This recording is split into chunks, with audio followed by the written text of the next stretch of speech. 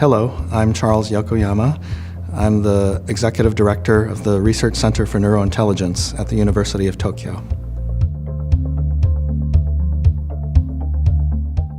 I studied connections between neurons and synapses in the brain, synaptic transmission, and I spent several decades doing that.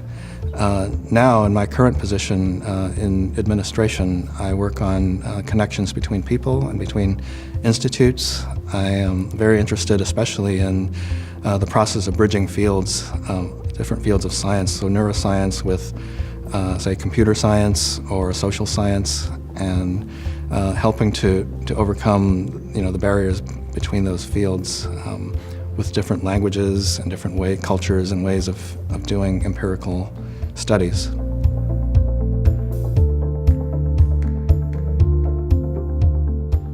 I think neuroscience is one of those rare sciences, maybe the only science, that has the ability to bridge the physical, natural sciences with the human sciences. And so it serves this very crucial key role. Brains help to build societies and civilizations, and I believe that many of the problems that we face in society today can and should be solved by our brains, our brain power, so to speak. And so naturally, understanding our brain will help us to reach those solutions faster, I believe.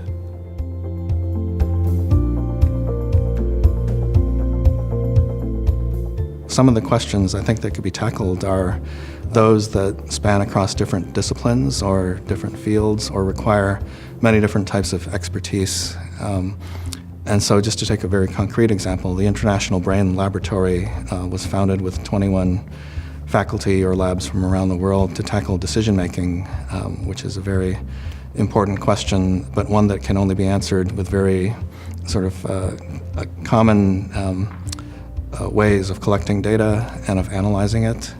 And so I think that also serves as a model for the kind of science that we can foresee in the future when large data sets and ways of making common studies across different fields will help us to make a connection between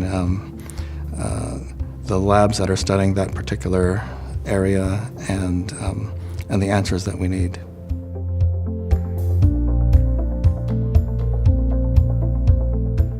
So my first memory of science, or memories, were happening during the age of exploration, space exploration, in the late 60s and early 70s, the Apollo missions, and at that time thoughts about, space stations and going to the moon and so on. I think that really sparked my imagination. I remember reading many books in that period, at the same time reading National Geographic and Omni and Scientific American and other sort of print publications for the public. Of course, it helped that my father was a scientist too, a microbiologist.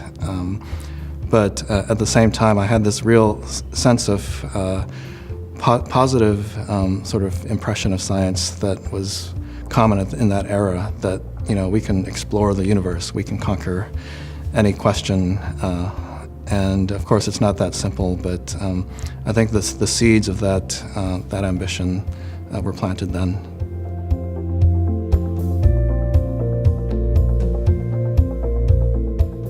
I think I migrated a bit from the astronomical sciences into the inner cosmos, the brain and neuroscience, partly because I felt like there was just so many questions to answer there that not only touched on nature itself, but our own nature, and that was really compelling to me.